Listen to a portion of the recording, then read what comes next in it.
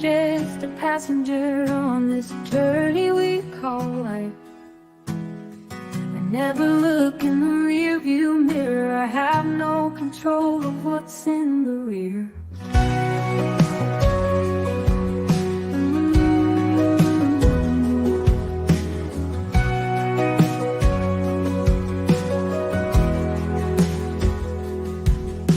Sitting in the backseat knowing every turn will be just right.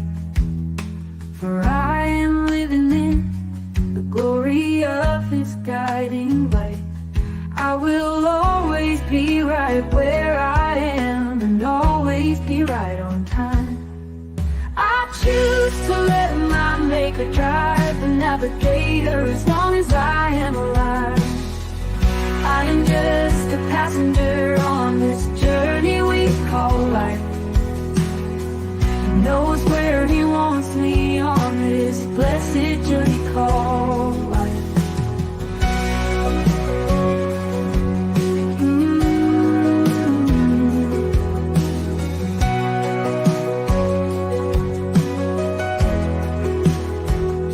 My journey unfolds with each step I take, knowing He will not let me make a mistake.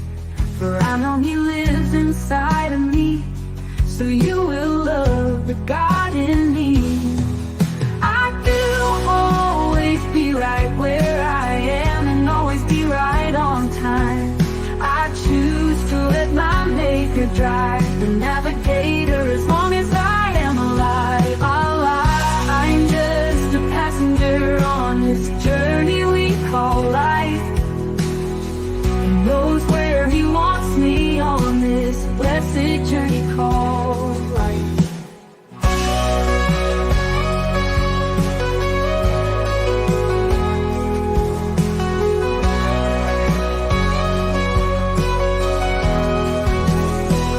My journey unfolds with each step I take, knowing He will not let me make a mistake. For I know He lives inside of me, so you will love the God in me. I'm just a passenger on this journey we call life. He knows where He wants me on this blessed journey called life. I choose to let my Maker drive the navigator as long as I am alive. I am just a passenger on this journey we call life. Journey we call life. Journey we call life. Life.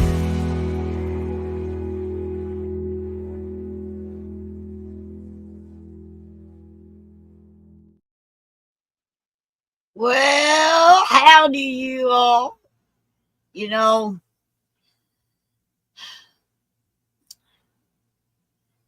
we're headed for a really, really great roller coaster. If you like roller coasters.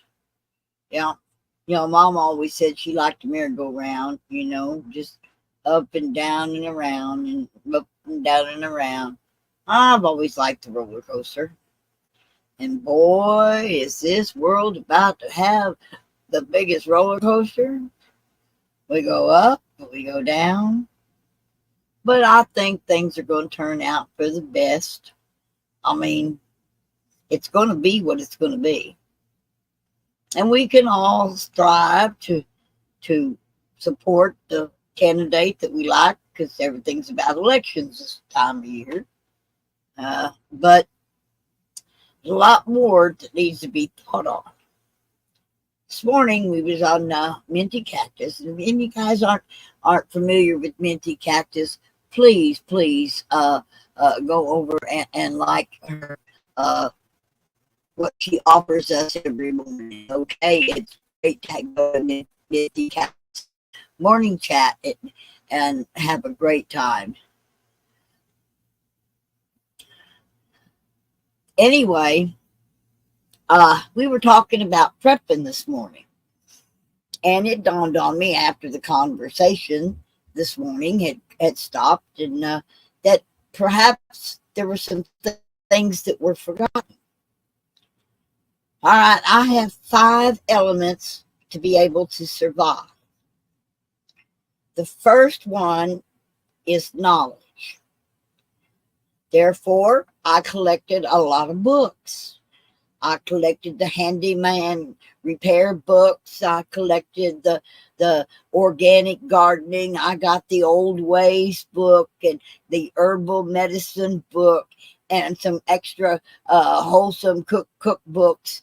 I got encyclopedias and that sort of thing, because there ain't gonna be no Google if things go down really bad, be that naturally or man-made.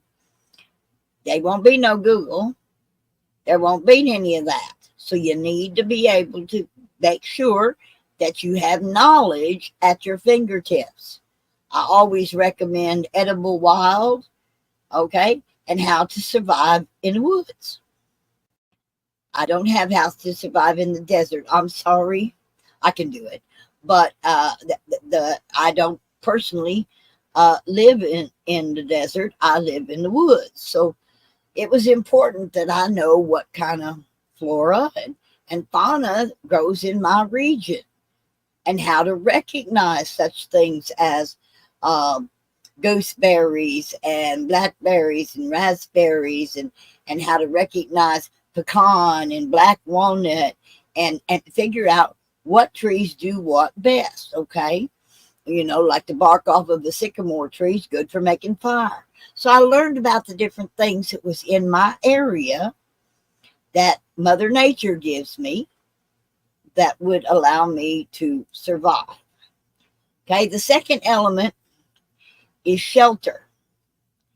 Now, you got to have some kind of shelter. I don't care if that's some fishing line and a Mylar blanket that you carry in your hip pocket. But everywhere you go, you need to have some ability to create yourself some water, heat, cold, shelter. And you learn that from books. Okay, mostly read. There's all kinds of different types of shelters, from little A-frame tarp shelters to all kinds of cave shelters. But you want to keep it simple. Okay? I carry a tarp in my car at all times because you never know.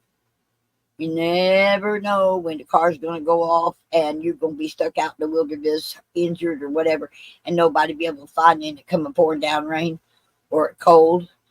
So in my car and the trunk, I always keep certain things just in case, like the flashlight, you know, the jumper cables. But I always keep some extra protein food bars. I usually keep a bottle of good vitamins or minerals or something like that I can just take and keep my strength up. I keep kind of little things like that in my vehicle. Right?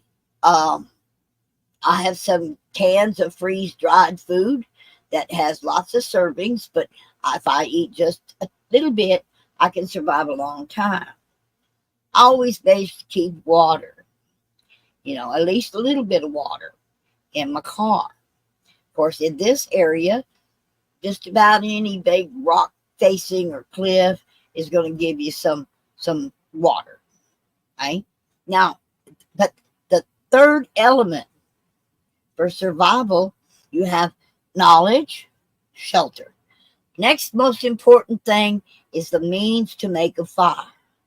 Because without fire, you can't get good purified water. Water in the wilderness should be boiled 3 minutes before drinking. So, fire, knowledge, shelter, and a means of making fire, and then location of water. And remember, there are certain trees that turn their leaves up when it's about to rain. So watch for those leaves to turn up. You can gather water off of leaves. Just don't gather any water off of poison ivy or poison oak or poison sumac. Now, not be a good idea to drink water off of a cedar tree. That's where you got to have that knowledge of your fruit and fauna. Okay. Uh, Toilet paper that can be found in the wild too, and it's called a mullein plant or a rabbit's ear. And it's nice and soft. It does isn't going to break you out, and it's good for medicinal purposes also. So you need to know how to find mullein. Yeah. So, but in my car, I do carry a Folgers coffee can. Holds a roll of toilet paper just perfectly, and that plastic lidded container works as a quick potty chair when you need one. Okay. But one of the things I like to talk about this evening is what we call a seed bank.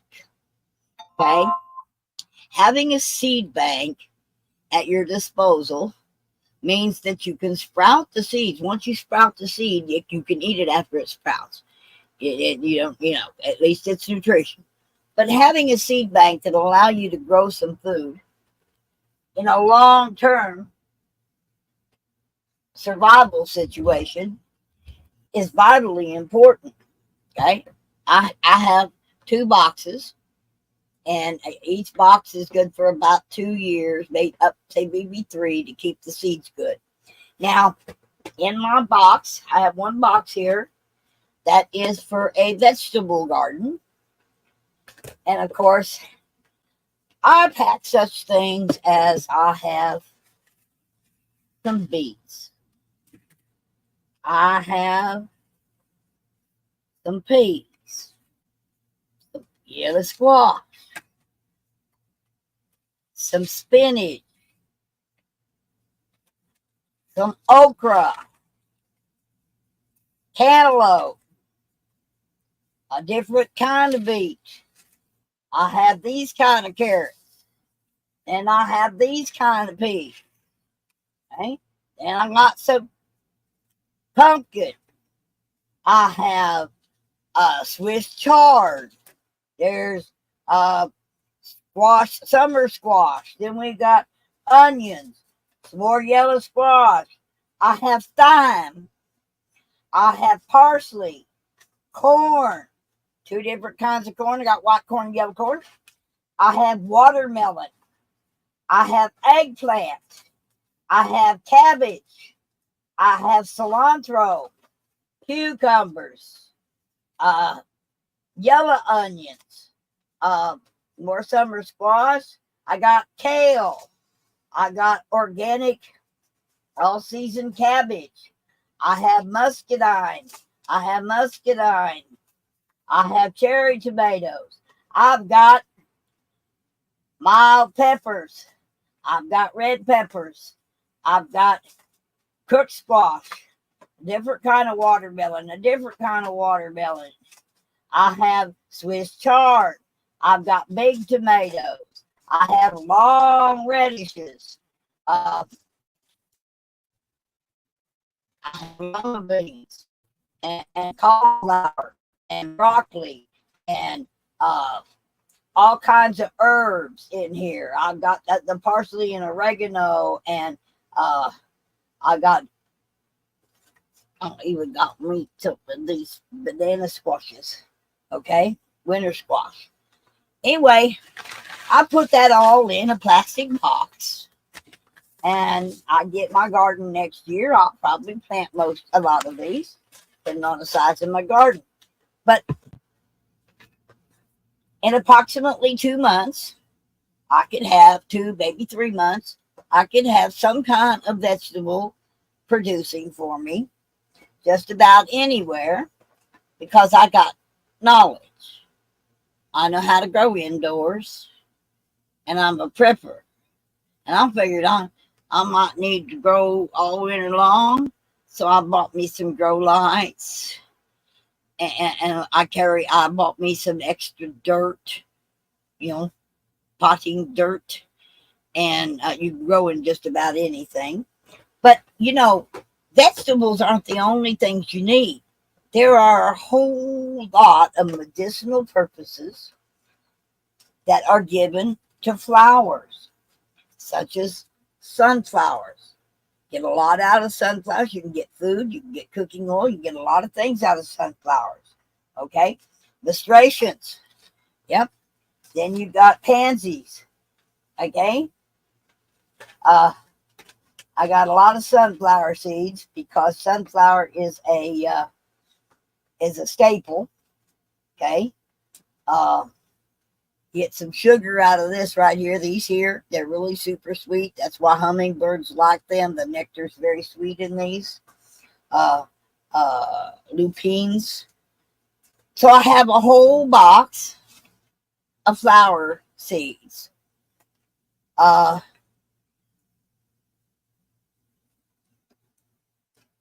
Nobby. Morning to you. So when you are prepping, you must remember that you can only go 3 days without water, but you can go 40 days without food, depending on your body makeup, okay?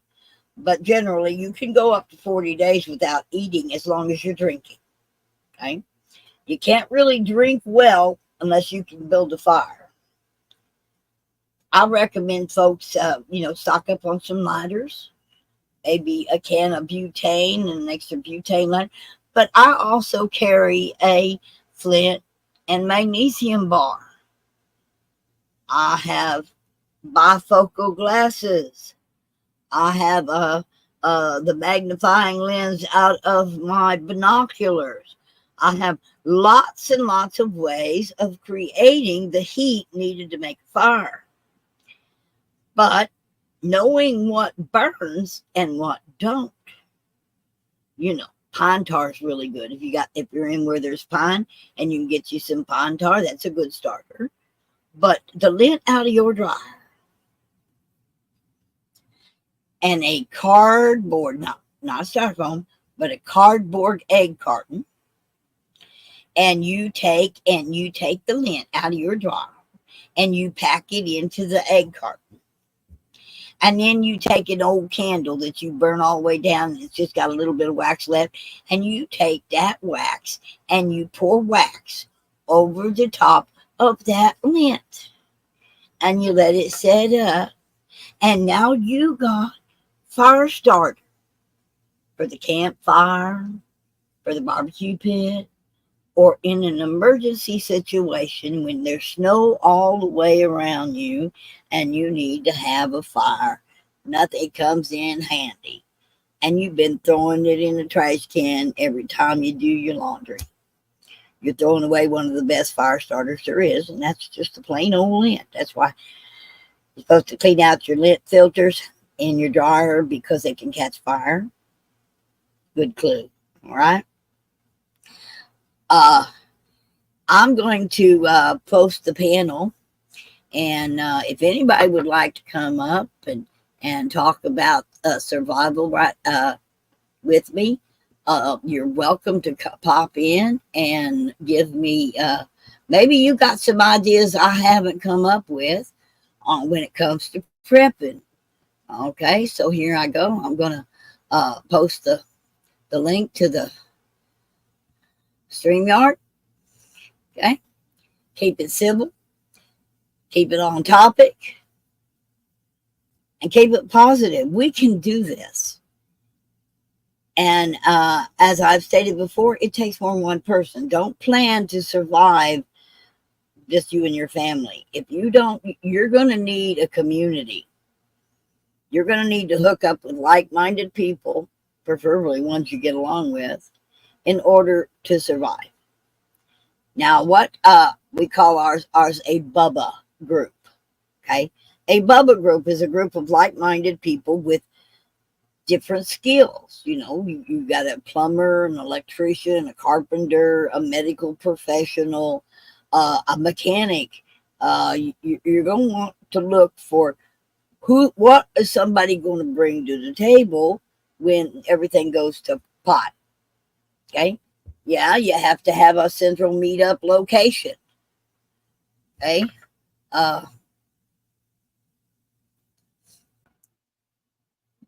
You need to have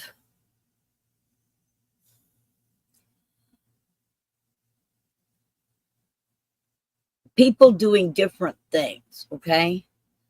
There's one member of our group who's an avid canner. Okay, she cans and she sells jellies and cans vegetables at the farmer's market. Well, she stocked up on a couple pressure canners, a couple cold bath things, and a lot of jars and lids. Okay, if the world turns to poop, she's to bring that stockpile of canning supplies with her. My responsibility was first aid. So I didn't have to spend money on canning jars and lids because another member of my Bubba group's doing that. So I spent money on Band-Aids and gauze and bandages and Benadine and things like that, and stocked up on that because I'm responsible when things go to bring that to the predestined location. Okay.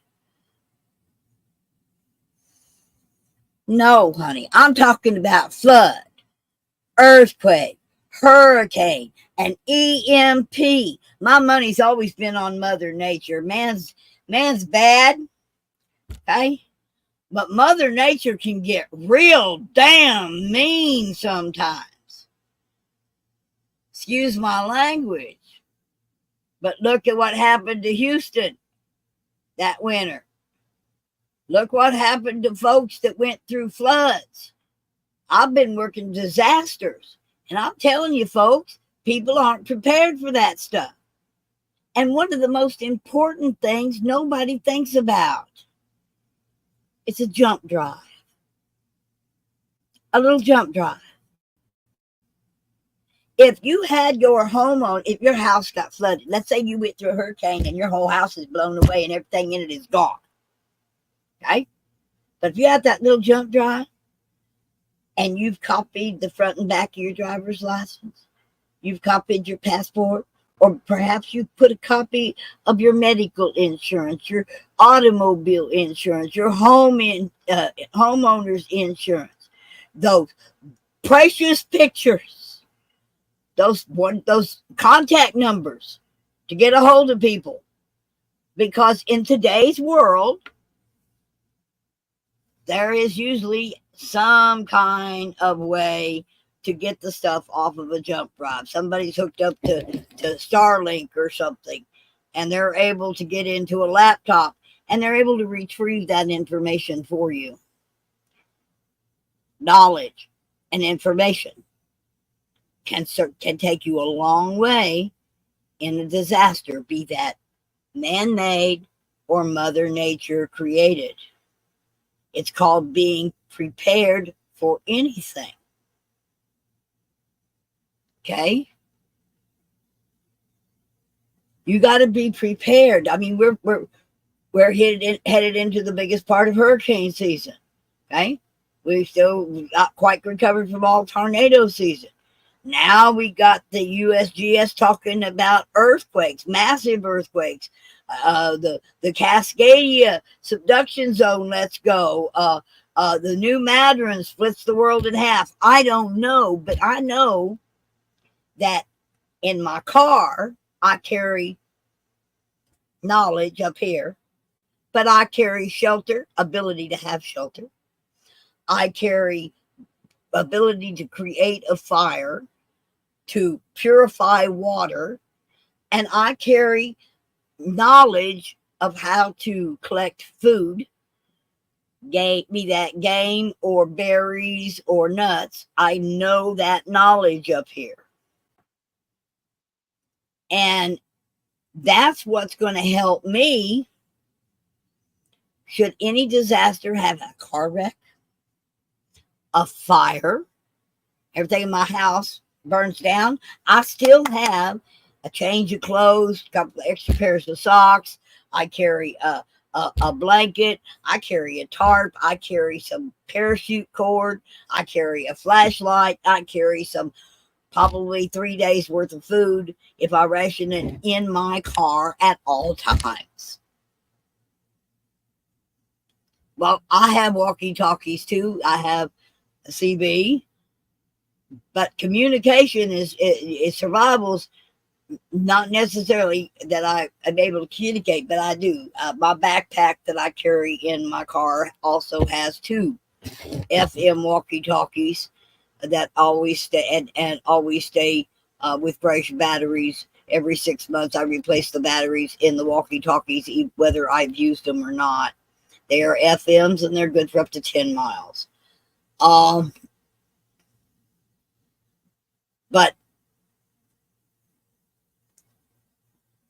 yes, I have a military backpack that I carry with me. It's easy to load it in the car or put it in the truck, depending on what vehicle I'm taking. And it's there, it's with me all the time. So, no, I can't run 100 yards. Okay. I can't run at all. Okay. I'm one of those that's going to have to stand and hold my ground. Okay. I'm going to live. I'm going to live till I die. And, but my scooter does run 15 miles an hour. And all I got to do is walk 4 steps out my door and climb on my scooter and take off. Okay. Because I can't walk. While I have a powerful 3-wheel scooter to do that. You got to adapt to your own circumstances. Okay. When you're thinking about prepping. Okay.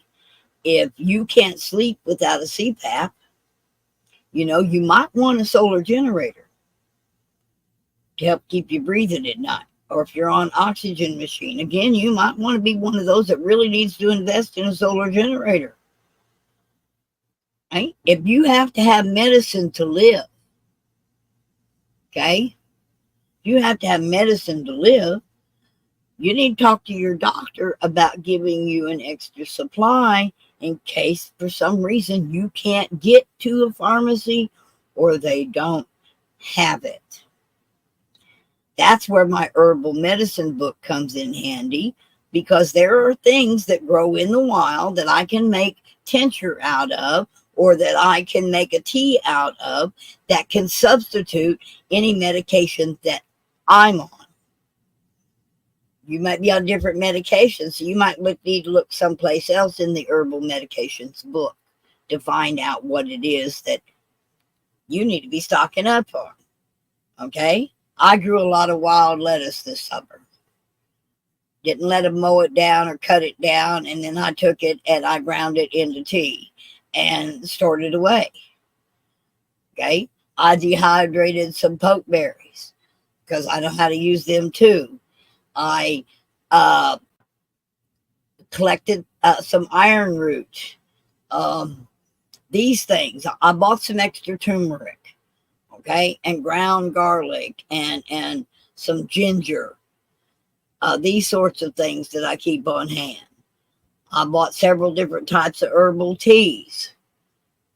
But not everybody's got a huge root cellar that they can put all their prepping supplies in, and might have to go down and be less prepping. But I can carry, in my fanny pack, I carry with me gloves, a knife, a Mylar blanket, a flint steel, a spool of 100-pound test spider wire, a survival knife, and 2 books, 2 paperback books fit in the pocket. They're Edible Wild and How to Survive in the Woods. I carry in my fanny pack, so I carry my knowledge with me. I don't have to depend on my memory. With just those items in my fanny pack, I could survive several days, weeks, actually, if I got lost in the woods. Okay, I could manage. Okay, if my body would physically allow me to. There are physical limitations, but in most cases, I can have food, water, fire, and shelter before the sun sets if I got out in the woods early. Okay. I also carry in my fanny pack a string saw for cutting larger logs. So Yes, it's an electric car. Okay. But uh, I have a 1500 watt uh, inverter. Okay. Allows me to hook up to a battery and charge my, I can charge my scooter. Scooter charges quick if there's electric power. I have a truck with 45 gallons of gas in it at all times. I have a gas powered generator. I have means to charge my scooter if I need to. But I have a bug out truck. Okay. I have an old truck for that reason.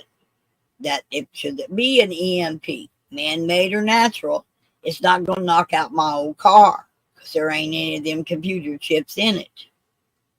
My old truck.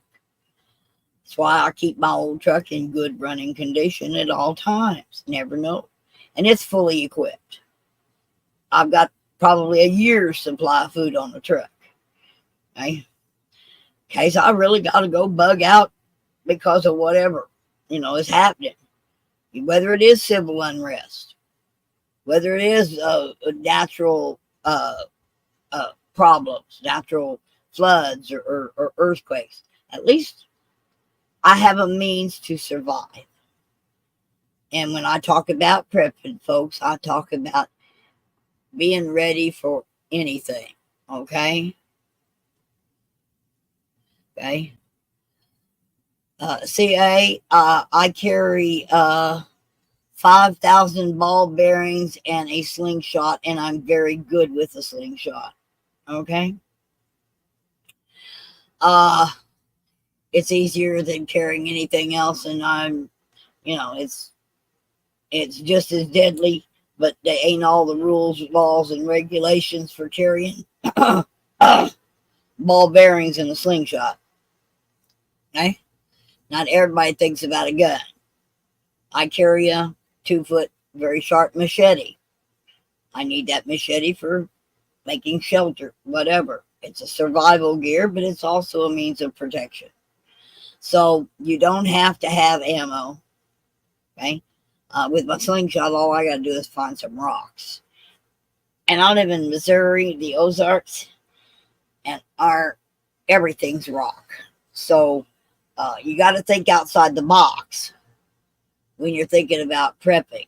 Okay. Y'all look at a plastic bottle and you see a plastic bottle. I look at a plastic bottle and I can see foot protection. I can see a mini garden. I can see all kinds of a scoop, means of scooping water out. I can see a ladle. All right. As long as I got my knife, I can take a plastic bottle and do a lot of things with the plastic bottle. Okay.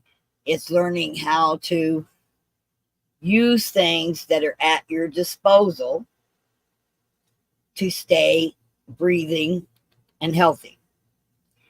So I just wanted to clear that up, guys. Knowledge.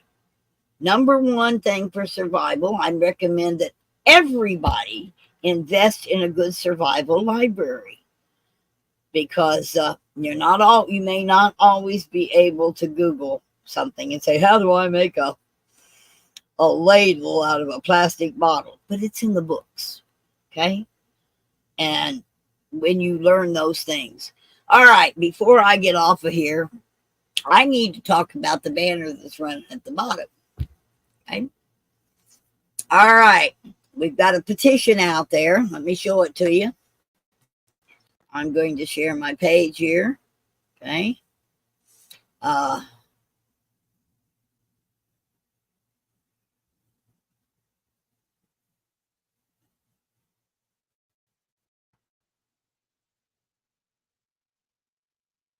All right. This here is the change.org petition to bring Donald Trump to Branson, Missouri.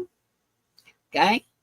And as it reads here, okay, please sign this letter. Encourage President Trump to attend the Branson, Missouri National Military Appreciation Month kickoff celebration On behalf of Miss Mona Miller, Morale Officer, Branson, Missouri, the letter reads, Dear Mr. President, enclosed you will find a formal invitation to bless us with your presence on May the 3rd, 2025, to kick off of National Military Appreciation Month. Sir, Branson is known for our love, respect, and honor of our vets.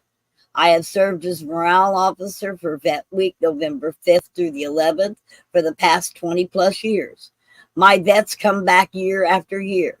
Thousands have told me it is the best medicine for PTSD ever. There is a magic in Branson that cures PTSD with citywide love, respect, and honor. Sir, we can't seem to get our younger vets to come. We are losing 22 of our great men and women every day to PTSD. I believe if we could get them here, the healing could begin. Dear Mr. President, if you come, they will come. You're going to do something somewhere for the nation's first National Military Appreciation Month of May. Branson has been proclaimed the most patriotic city in the United States. Branson is in the heart of America. Our Branson Airport can land Air Force One. Please accept our invitation. We, the people, request your presence in Branson, Missouri on May 3rd, 2025. Mona Miller, Morale Officer for the city of Branson.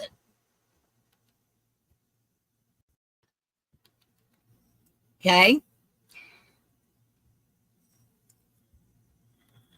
You can go to change.org and sign the petition and share it out. I do want to show you a picture here real quick. This is the Branson Airport. Okay. This airport sits on 800 acres. Okay. And it can land both Trump Force One, Trump Force Two, or Air Force One and Two right here. And this allows the plane to come in here and taxi down through here and greet the people. This entire field here and this field down here can all be full of people, right? It's a long drive up to the airport. This is a long road coming in from Branson.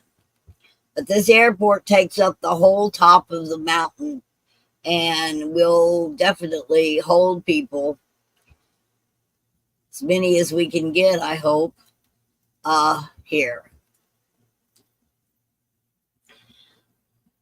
Okay. Hi, Billy Bob.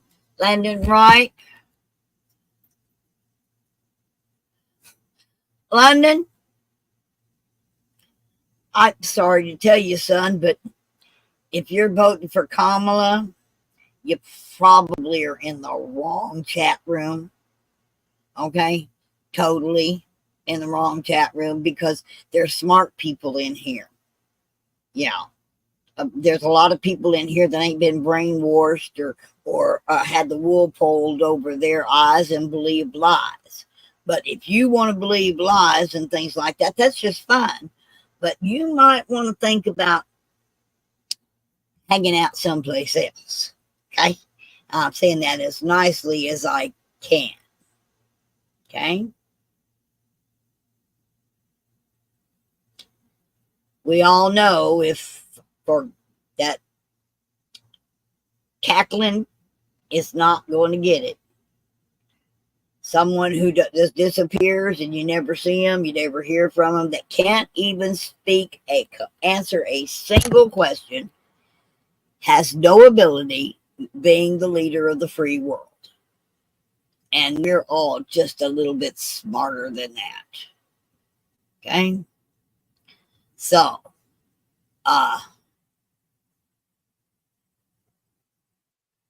you can't go somewhere else. I'm one of your favorites.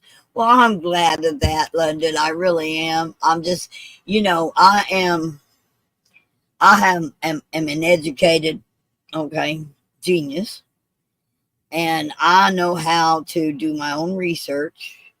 And honey, Kamala isn't going to win this year, and everybody's jumping ship. Did y'all hear what Zuckerberg did? He admitted that he was pressured by the Biden administration to censor people prior to the 2020 election in favor of the Biden administration. And he now feels very sorry, wishes he hadn't done it, and he won't do it anymore. Shame, shame on me. I shouldn't have done that. Yeah.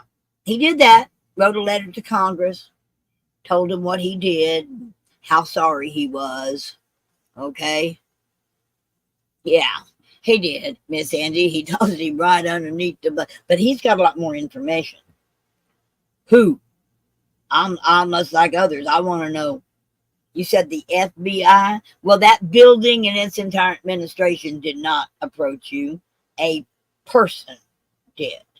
And that person has a name. And I believe Zuckerberg owes us that. Okay? So I hope he answers to the call to give us the rest of that information. But what he did was treasonous. Still the same. It was aiding and abetting a candidate to overthrow, and they were doing it while Trump was still president, prior to the 2020 election. Going behind his back to do this stuff. Okay, so I get a little, well, hello there, Deb. Glad to see you. Hey, you might as well stay on after I go live. After I quit going live, we'll talk. But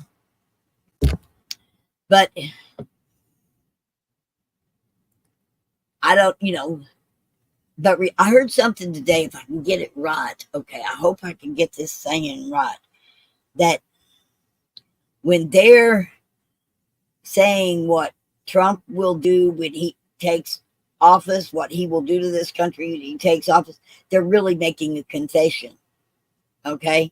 They're really confessing exactly what they plan to do. All right, so remember that. I can tell you right now, if a Democrat's lips are moving, they're lying. They're lying. Okay? I like Democratic people, the people, but their ideologies of transgender and DEI and price fixing and open borders and illegals voting and all those things. Okay, killing a baby clear up until the moment it's supposed to be born. Those are things I cannot condone, approve of, vote for, and many of those things I can hardly contemplate that they even exist. So, no, cackling Kamala is done. She's finished. Our eyes are open, and thank God for, we thank God for Bobby Kennedy coming on board. The man knows a lot about this nutritional stuff and the poisons that they're putting in our foods and how they're messing with our minds with all different kinds of chemicals and things that they expect us to eat. I'm glad to have him on the team. Same way with Elon Musk. What Elon Musk can do with AI at calculating the waste within government. Okay, we can feed them some information, and AI can tell us, you don't need to be spending money on this. Don't spend money on that. You need to spend a little more on this or a little more. And I'm sorry, but that computer, the AI computer, can compute that stuff pretty quick once you feed it the information. And I would love to see Elon Musk come in and just overhaul our federal spending budget. That would be super duper deal. Okay. Yeah, Miss Eddie, what has cackling done but cackle? Okay. And she can't even cackle right. A good cackler goes, look what I did. Look what I did. Well, she can't even do that. She can just go, yeah, to Kathleen Kamala. I like that word name for her. Yeah, she hasn't done anything. Allison, what's your number one reason to vote for Trump? Okay. For me, personally, it is what he did for our vets. The fact that he put out Veterans Choice, which stops a lot of us from driving 100 miles one direction just to go to a VA hospital. Now, if I'm using VA, I can go right over here to Cox. I don't use VA, but my brother did. And getting the Veterans Choice card was wonderful. All right. The Enron deal in Alaska, to be able to pump oil out of Alaska, and getting that put together was wonderful. The pipeline, getting us energy independent was really good. And I'm sorry, but 7 days after he took office, 7 days to the day that Trump took office in 2020 or in 2016, I went to the grocery store. Trump signed the Mexico-Canada trade deal, and my milk went from $5 a gallon to $1.80 a gallon. That was money, real money in my pocket. My cheese block of cheddar cheese went from $6 a block down to less than $2 a block for the same block of cheese. That was money directly in my pocket. When gasoline was $1.87, I could actually afford the gas to go in town to watch a show. And I could actually afford to pay for a ticket to see a show. That's what Trump's done for me. Okay? Trump has done the deals, the Abraham Accords. The first time in history that there was peace in the Middle East through the Abraham Accords. Okay? He ended ISIS's reign, and he did it in short order. Yeah, milk is eggs. Yes, my eggs were 60 cents a dozen 7 days after Trump took office, when he signed the Mexico-Canada-America deal. Okay? So, you want to know what he's done for me? I gave you just a few. If you want to know what Trump's really done, all you got to do is Google it. Accomplishments of Donald Trump from 2016 to 2020. And you can see his accomplishments. Pages of them that no one talks about. The fact that he got the United Nations to start paying their bills. Cheating us out of money for years. China.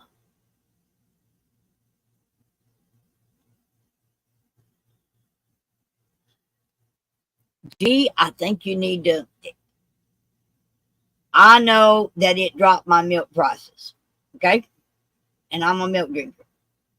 Okay? And you say it loss of jobs? I don't think so. He was making Mexico bring the manufacturing back to America. Or they were going to have to pay significant tariffs on the products being shipped in from Mexico. Same way with Canada. Okay?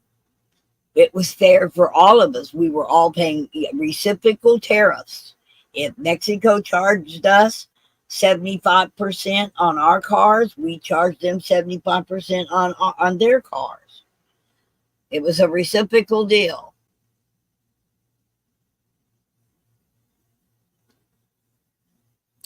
Okay, everything he done for our country. And look at the last 4 years of this country. Tell me which one you were better off in. Amen, Billy Bob. Amen. I have been stuck in my house for nearly the last year because I can't afford to go anywhere. I can't afford the gas to go. I have to save that gas in case I have a doctor's appointment. Okay. I hitch rides with other neighbors who happen to be going to the store. We kind of carpool to go to the grocery store so we can kind of share in the cost of gas. Okay. Okay. Florida mama, chicken's wings were 39 cents a pound. As of yesterday in the store, they are now $8.99 a pound. Now, how many hundreds of times more expensive are they now than they were then?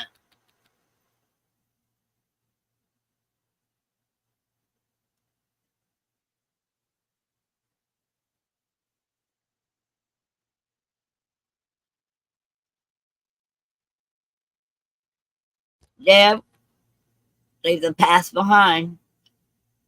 We're on a journey. And all of those things that people say and do, either they make you just stronger. These people in this chat room can say whatever they want to about me. They can say what they want to about Donald Trump. Truthfully, I know that my vote is for Trump, period. And I'm trying to get I firmly believe that on May 2025, on the 3rd of May, the President of the United States, with a little nudging, will come here to the heart of America and greet the troops, play some golf, and get to know the new elected officials for Missouri and Arkansas.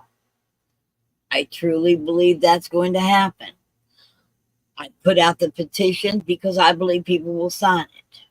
Today, however, I simply went into the grocery store, and every single person I met, all I said was, "What do you think of Trump?" "Oh, I love him." Every single person in the store and every single person I came in contact with in the store signed the invitation. I haven't really been out into Branson and the Landing and stuff. It's been too hot for me to go there. But as of right now, we have several pages of signatures requesting that Donald Trump come here on May 3rd. So whether or not people sign, we've got 30. Last I looked, I had 35 signatures on the change.org. And with you folks will share that with people, sign it and share it with people. It would be wonderful because I'm not doing it because of money or prestige or anything else. I'm doing it for my vets. They need what Branson offers. We offer, when they come here, the things that they notice is that everybody, and I mean everybody, every store clerk, every waitress, every cook, every ticket taker, every usher, in every theater, okay, and every show recognizes the sacrifice of our vets. And we love them. And we show them we love them with discounts and plain old thank yous.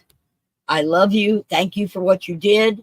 That honor and that respect that vets receive here in Branson has a magic way of helping heal PTSD. To know that they are important, to know that they are respected, that they are loved, and most of all, we honor their presence in our town citywide. Okay? Not just a few people handpicked here and there, it's everywhere. Okay?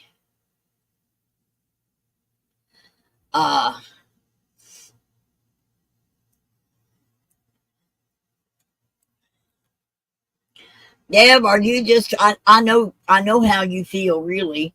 Are you just trying to create conversation and discord?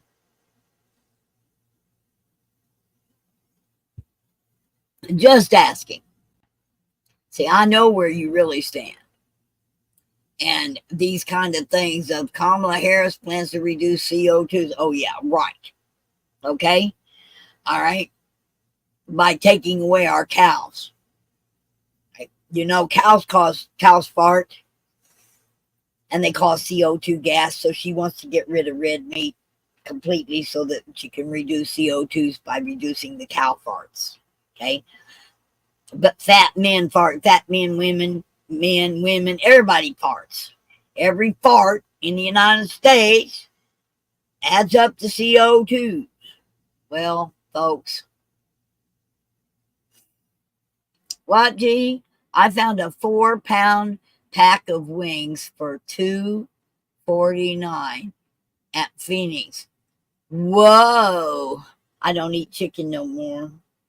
See, I boycotted chicken when I found out that they was putting some stuff in their feed that was causing chickens to quit laying eggs.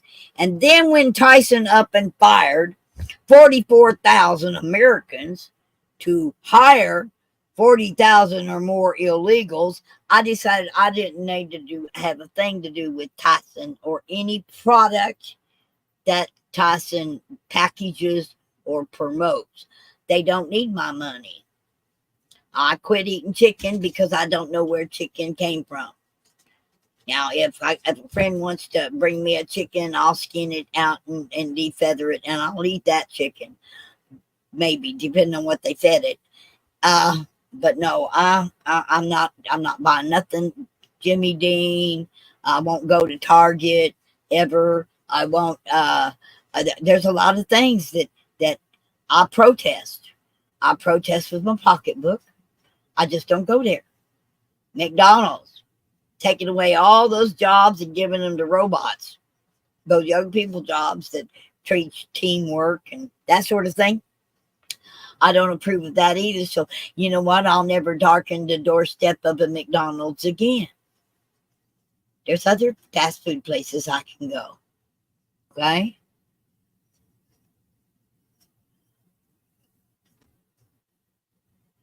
Oh, you can have mine, London. Our food is banned in other countries because non-gaslit people don't get lab-grown food. Okay? Yeah. And that's what Bobby's going to be talking about. Okay? Bobby's been studying this a lot of years as to why we're getting sicker, while other countries like China and Japan and Switzerland get healthier. What's the difference between our diet and their diet? Is preservatives. We want to put food on the shelf and have it last a long, long, long time. Well, if it will preserve that food, guess what?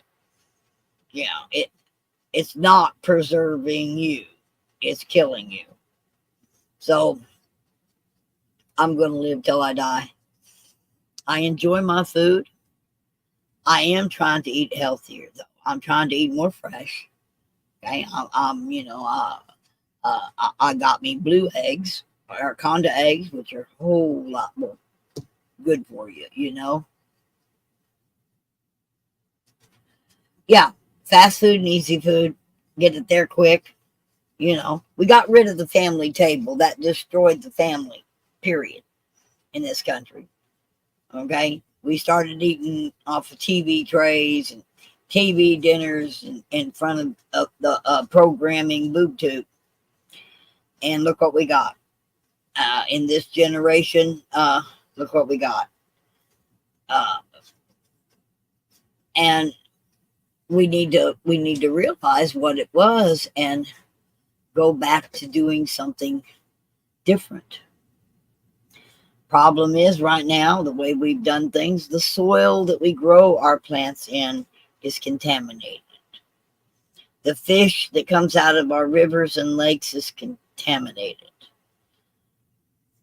That's reason for being a pull in to a single area prepper, where you can use sterilized soil in raised beds, and you can cover them, put them in greenhouses so that you can keep the bugs from carrying pesticides to your vegetables and fruit. A lot of things we can do, but it all takes money. But it's kind of like stone soup, right?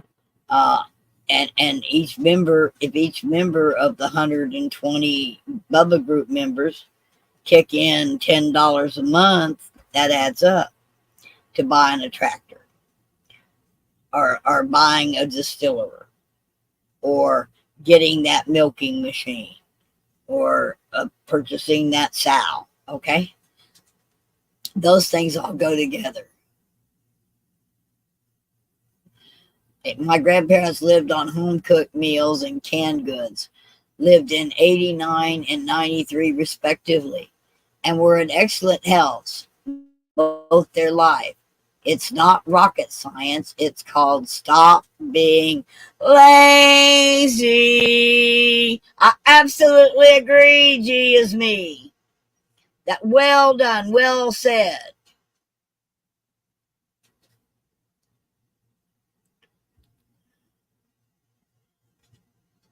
It's what you want to spend your time on. How well do you want to live when it's all said and done? And prepping is not just for martial law or civil unrest. I've seen what hurricanes do. I've seen what tornadoes do. I've seen the aftermath of tsunamis. Okay? And fires, wildfires. Take everything you got. That's why you should always have a bug out bag with mostly the very essentials you need, and stock up on some knowledge. You know, instead of reading romances or playing around on Twitter, if you're going to be online, start looking up survival skills, real survivor skills. Okay? And take a look at something and say, what can I do with this? Okay? What can I do with my glasses? What survival equipment could I utilize by just utilizing my glasses? Okay? Think on that a while. Think about the plastic bottle. How many things could you make out of a plastic bottle? Okay? Barefoot and alone, the girl found plastic bottles on a beach. She stepped on them, took some weeds and tied them on her shoes. And you know what? They made pretty good feet protection. So try thinking outside the box. If you can think of something that perhaps I may have not thought of, put it down in the comments. Let me know what you think about what you think is needed. And yes, the extra IV water packets to make your water give you more electrolytes and more hydration. Always put a couple of them in your backpack. Think outside the box, and every time you go to the store, just buy one item, at least one item, to put in your survival gear. Whether that's a $1.99 Mylar blanket, a flint and steel, your a hunting knife, whatever it is. Buy one item that you can put in your bug out tote or your bug out bag every time you go shopping.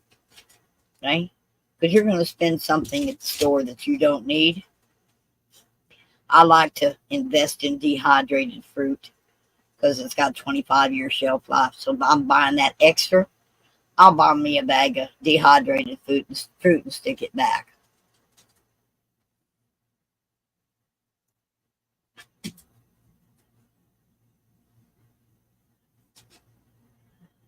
Oh, the prepper that's on YouTube, the guy with the long hair, he found out something about drinking out of copper. And if you go and watch him and Stacy's live, I can't think of what it's called right now, but the health elements of drinking out of a copper cup. I'm gonna buy me a copper cup. Okay. All right, guys, it's after 7. I gotta go. I love you all. Thank you for being here, Miss Angie. Queen of Me 44. Thank you, London. Right, thank you. See, and A Productions, Dev. See who else was here. Bobby, hello. Thank you for being here. We sure appreciate it. G is me. Thank you so much. Y'all, whatever yeah, please go to change.org, sign the petition to get Trump here in May, and be sure and share it with everybody so that we can overload him with the people, with the love of the people that want him to come. Okay, I love you guys. So good night. Have a great time, and I'll see you next Tuesday.